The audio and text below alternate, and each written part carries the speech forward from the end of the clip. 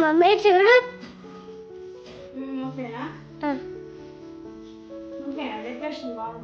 బాగుంది మరి డెకరేషన్ చేయాలి మరి డెకరేషన్ లేదుగా ఫ్లవర్స్ తీసుకొస్తాడు తీసుకొచ్చాడు ఫ్లవర్స్ చేస్తాడు చూడు వాళ్ళకి హాయ్ నేను ఇక్కడ ఫోటో దండం పెట్టుకో కాదు హాయ్ ఫ్రెండ్స్ అందరికీ వినాయక చవితి శుభాకాంక్షలు. నువ్వు చెప్పు హాయ్ హాయ్ చూసారు కదా మా అర్హనాది అల్లరైతే ఈరోజు అయితే వినాయకుడిని తీసుకురావాలి ఇంట్లో ఒక 1 డే అయినా పెట్టుకోవాలని చెప్పేసి అనుకున్నాము. సో ఇంకా పొద్దున్నే లేచేసి పనులన్నీ స్టార్ట్ చేసేసి వంటలు కూడా స్టార్ట్ చేశానంటే ప్రసాదాలు. సో ముందుగా అయితే పులిహోర స్టార్ట్ చేశాను.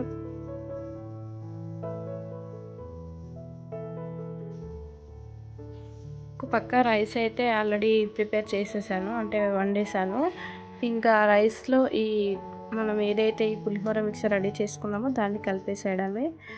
ఇంకా కుడుములు చేయడానికి అయితే చేద్దామని చెప్పేసి యూట్యూబ్లో సెర్చ్ చేశాను. ఇంకా దాంట్లో చూసి అయితే నేర్చుకున్నాను ఎలా అనేది ఫస్ట్ టైం చేయడము. సో చూడాలి ఎలా వస్తుందో.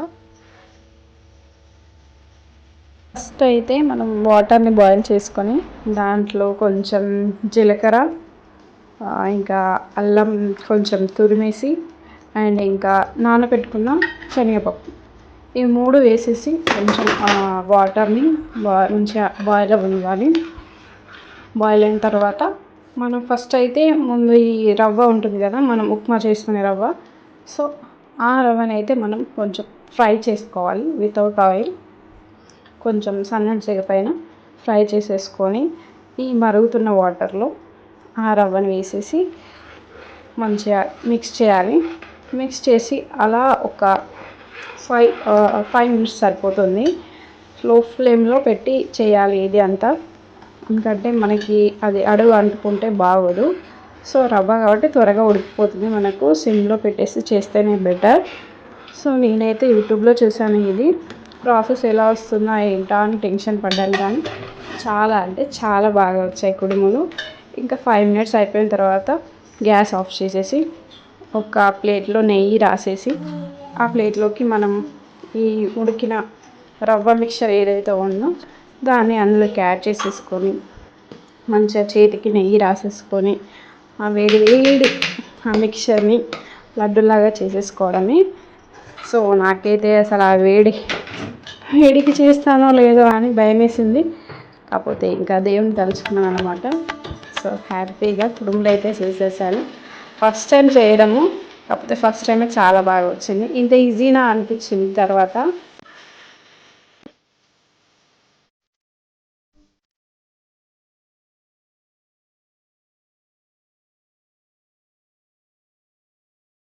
సో ఇలా అయితే కుడుములు చేశాను, చాలా బాగా వచ్చాయి కదా.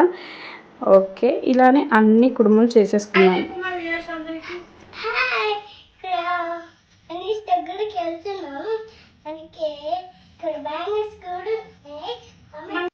కుడుములు అయితే రెడీ అయిపోయాయి. ఇంకా వినాయకుని తీసుకురావడానికి అయితే బయటకైతే వెళ్ళాము. వర్షం అంటే హెవీ రెయిన్ లేదు కానీ కంటిన్యూస్ రెయిన్ ఉంది. సో ఇంకా వెళ్ళక తప్పలేదు, వెళ్ళాలి కదా. సో వెళ్ళాము. ఫుల్ రష్ అసలు. మేము ఉండే ప్లేస్లో మాది నాగూర్. సో అక్కడ ఎక్కువ గణేష్ని విగ్రహాలు అక్కడే అమ్ముతున్నారు, అంటే మ్యానుఫ్యాక్చరింగ్ కూడా అక్కడే ఉంది. సో క్రౌడ్ అయితే అసలు చాలా అంటే చాలా ఎక్కువ ఉంది. మళ్ళీ అందులో వర్షం. ఇంకా నేను శారీ కట్టుకున్నాను. మా అమ్మ ఎందుకు కట్టుకున్నాను రా దేవుడా, నార్మల్ డ్రెస్లో రావాల్సింది అనుకున్నాను. సో అన్నీ సెర్చ్ చేసిన తర్వాత మాకైతే ఈ చిన్ని బొజ్జ గణపయ్య అయితే దొరికాడు. సో ఇంకా తీసేసుకొని వెళ్ళాము.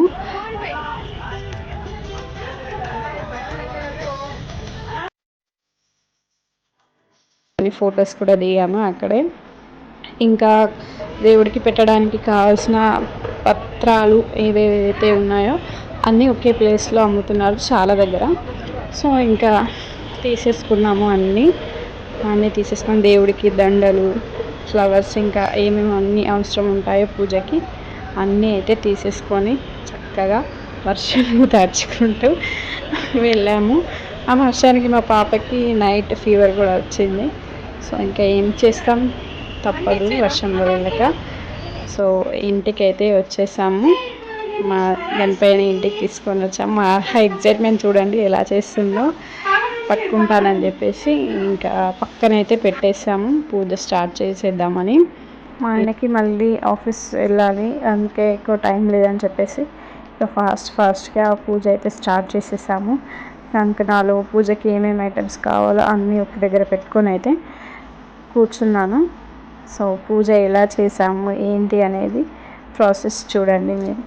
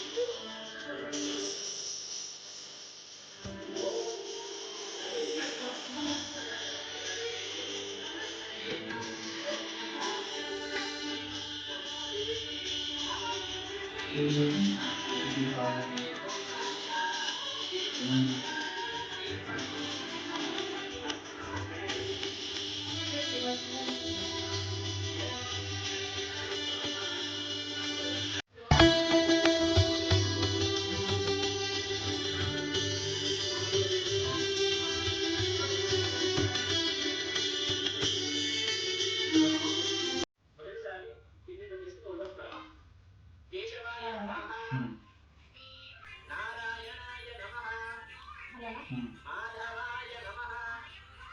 చూడు తీసుకొని అక్షతలు వాసన తీసుకుని లెక్కేసి ఓం శివ శివ ఉత్తిష్టంతు భూత విశాఖ సర్వే మే భూమికారకాః ఏకేషామపి రూపేణ బ్రహ్మకర్మ సమారభే. ప్రాణాయామము చేయండి. అందరూ కూడా ముక్కు పట్టుకుని ఓం జనః ఓం తపః ఓం సత్యం ఓం తత్సవితుర్వరేణ్యం భర్గో దేవస్య ధీమహి ధియో యో నః ప్రచోదయాత్.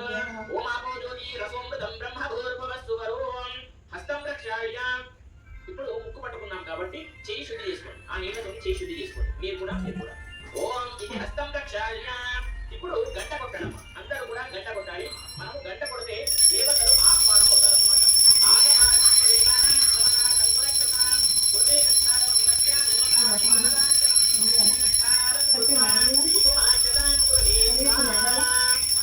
ఇప్పుడు అందరూ కూడా అక్షంతలు పట్టుకోవాలి. అక్షంతలు పట్టుకోండి. మీరు కూడా ఎడమ చేయిలో ఉంచుకోండి. ఎడమ చేయిలో ఉంచుకొని కుడి చేయితో ఇలా మూసేయండి. మూసేసిన తర్వాత మీరు కూడా అలానే అంటారు. అలా అక్షంతలు పట్టుకోండి. ఎడమ చేయిలో ఉంచుకొని కుడి చేయిలో ఇలా మూసేయండి. అలా మూసేసిన తర్వాత మమ అని అనండి. ఓం మమ ఉపాకమస్తదు లక్ష్మీద్వార శ్రీ మహాగణపతి దేవతా ఉద్దిశ్య శ్రీ మహాగణపతి దేవతా ప్రీత్యర్థం. ఓం శివ శివ శంభోరాగ్నయ ప్రవర్తమానస్య ఆద్య బ్రహ్మణ విద్యపరార్ధే శ్వేతవరాహ కల్పే వైవస్వతమన్వంతరే కలియుగే ప్రథమ పాదే జంబుద్వీపే భరతవర్షే భరతఖండే మేరోర దక్షిణ దిగ్భాగే కృష్ణా కావేర్యోర్ మధ్యదేశే శ్రీశైలమహాక్షేత్రే శ్రీశైలమహాక్షేత్రస్య వాయవ్య దిగ్భాగే తెలంగాణ రాష్ట్రే సమస్త బ్రాహ్మణ హరిహర గురుచరణ సన్నిధౌ అస్మిన్ వర్తమాన వ్యవహారిక చాంద్రమానీన శాలీవాహన శకే ప్రభవాది షష్ఠి సంవత్సరాణాం మధ్యే స్వస్తిశ్రీ చాంద్రమానీన విశ్వావసునామ సంవత్సరే. ఒక్కసారి మీరు పంచాంగాన్ని నమస్కారం చేసుకోవాలి. ఒకసారి ఆ పంచాంగం ఒక్కసారి అందరూ కూడా వీడియోలో చూసుకుంటూ పంచాంగాన్ని నమస్కారం చేసుకుంటామా. ఎందుకు అని అంటే తిథి వార నక్షత్ర యోగ కరణాలని మనము పంచాంగం అని అంటాం. కాబట్టి పంచాంగాన్ని నమస్కారం చేసుకోండి. ఓం అస్యాహ యజమానస్య గోత్రోద్భవస్య. ఒక్కసారి ఈ గోత్రనామాలు కలుసుకోవాలి. అంటే ఈ గోత్రనామం ముందుగా గోత్రము మనము మనసులో కలుసుకోవాలి. తర్వాత మీ యొక్క ఇంటి పేరు అంటే కుటుంబంలో ఉన్నటువంటి ప్రతి ఒక్క ఫ్యామిలీ నేమ్స్ అందరూ కూడా మనసులో కలుసుకోండి. ముందుగా గోత్రం, తర్వాత కుటుంబం పేరు పెద్ద నుండి చిన్నవాళ్ళ దాకా తలుచుకున్న తర్వాత నేను చెప్పిన విధంగా మీరు కూడా చెప్పాలి. అస్యాహ యజమానస్య గోత్రోద్భవస్య సహ కుటుంబస్య సకల గోత్రోద్భవస్య సభాంతవస్య సపరివారస్య. ఇప్పుడు మీరు కూడా చెప్పుకున్నారు కదమ్మా మీ గోత్రనామాలు. ఇప్పుడు నేను చెప్పిన విధంగా మీరు చెప్పండి. మమ అస్మాకం సహ కుటుంబానాం సహ పరివారాణాం క్షేమ స్థేమ ధైర్య స్థైర్య విజయ అభయ ఆయుః ఆరోగ్య ఐశ్వర్య అభివృద్ధ్యర్థం ధర్మ అర్థ కామ మోక్ష చతుర్విధ ఫల పురుషార్థ సిద్ధ్యర్థం మమ శ్రీ వినాయక చవితి పూజా సందర్భేన మహాగణపతి దేవతా పూజాంచ అహం కరిష్యే మమ ఉద్యోగేన వ్యాపారేణ వ్యవహారేణ అధిక లాభ సిద్ధ్యర్థం సద్బుద్ధి ప్రాప్త్యర్థం బుద్ధి విద్యా సిద్ధ్యర్థం శ్రీ మమ స్వగృహే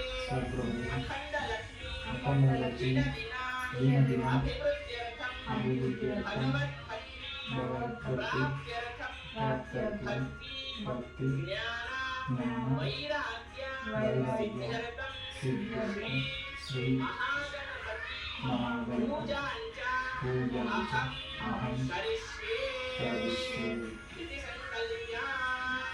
సంకల్పం కరోమి.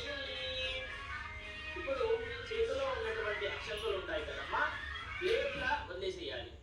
కిందికి వదిలేసేయండి. రైట్ హ్యాండ్ లో వేసుకోండి, కుడి చేతిలో వేసుకోండి. నీళ్లతో కిందికి వదిలేసేయండి. మీరు కూడా నీళ్లతో కిందికి వదిలేసేయాలి. అర్థమైంది కదా? నీళ్లతోని కిందికి వదిలేసిన తర్వాత సంభవిత కల్పోక్త ప్రకారేణ యావత్ శక్తి జ్ఞాన వాహనాది యథాశక్తి షోడశోపచార పూర్వక సంకల్పం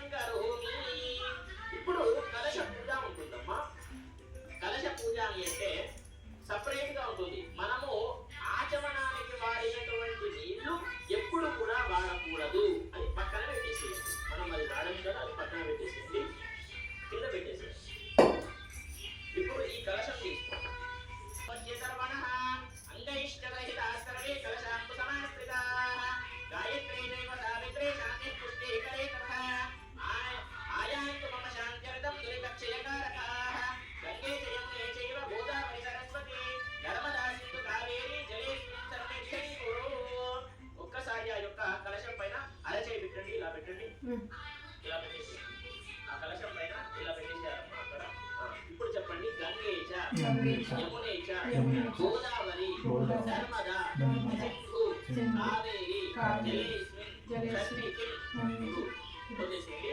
ఆ యొక్క పుష్పం తీసుకొని స్థల శుద్ధ్యర్థం మనము కూర్చున్నటువంటి స్థల శుద్ధ్యర్థం ద్రవ్య శుద్ధ్యర్థం ఆత్మ శుద్ధ్యర్థం. ఇప్పుడు మనము శుద్ధి కావాలి కదా, మన పైన నీళ్లు ప్రోక్షణ చేసుకోండి. మనము ఆత్మ శుద్ధ్యర్థం కరిష్యే అపవిత్ర పవిత్రో వా సర్వావస్థాంగతో వివ యస్మరేత్ పుండరీకాక్షం సబాహ్యాభ్యంతరశ్చుభిః పుండరీకాక్ష పుండరీకాక్షాయ నమః. ఇప్పుడు కలశ పూజ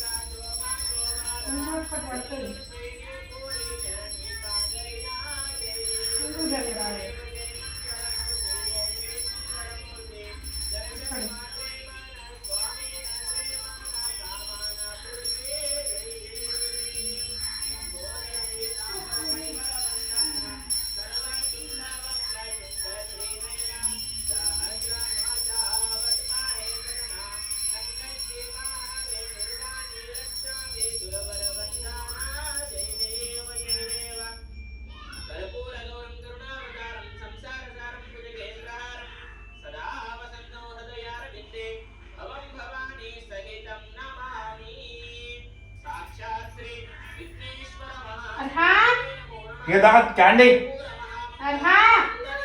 ये लो వక్రతుండ మహాకాయ కోటి సూర్య సమప్రభ నిర్విఘ్నం సర్వకార్యేషు సర్వదా అనేటువంటి మంత్రాన్ని మనం చెప్పి ఆ యొక్క స్వామి వారి దగ్గర అక్షరాలు వేసి పాదాల దగ్గర వేసి మహాగణాధిపతయే నమో నమః.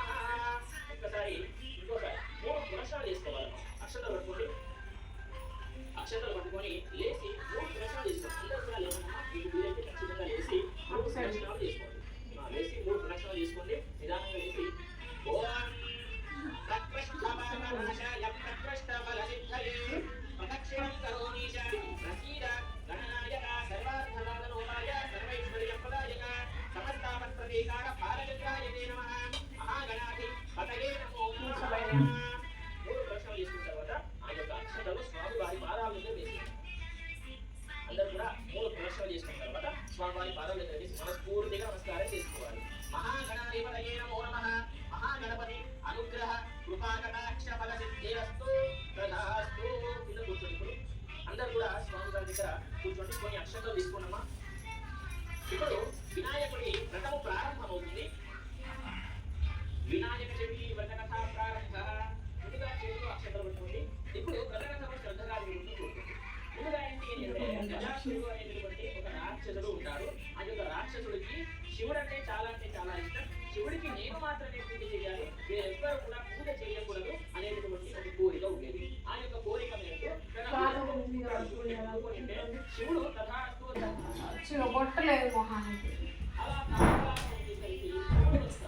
అలా శివుడు వచ్చేసరికి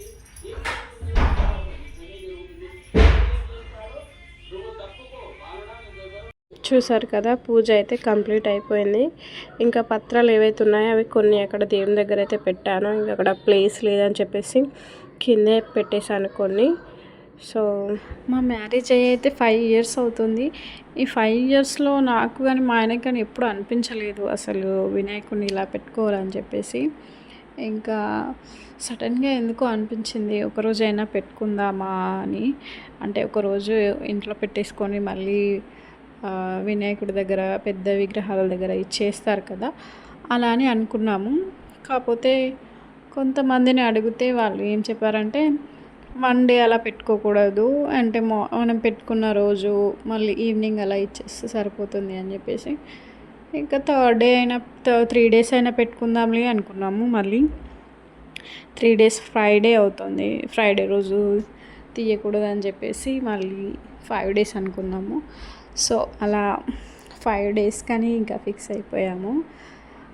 చాలా హ్యాపీ అనిపించింది. పూజ కూడా అంటే మేము టీవీలో పూజా విధానం పెట్టుకున్నాము. సో అలా పెట్టుకొని చేసాము. ఫస్ట్ టైం చేయడం చాలా హ్యాపీ అనిపించింది. ఇంకా మా ఆయన అయితే ఏం కోరికలు కోరుకున్నాడో తెలియదు కానీ గట్టిగానే కోరుకున్నాడు. సో ఇలా జరిగింది మా పూజ.